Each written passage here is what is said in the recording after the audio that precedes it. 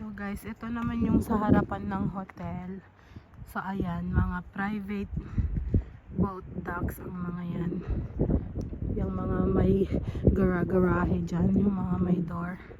Tas dyan, nag-walking kami last time dito nung summer.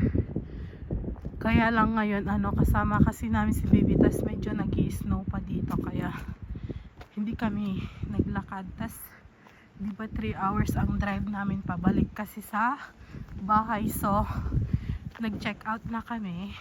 Anong oras na ba? It's already, ayan yung hotel na pinag-stayan namin, Marriott Residence Inn. It's 9:44. 12 pa sana ang check out namin, 12, pero nag-check out na kami kasi nga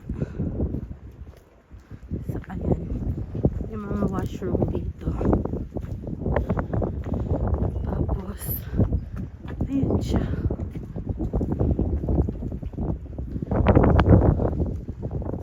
Ayan, o tingnan nyo guys, naka-ice pa siya, nag-yellow pa rin.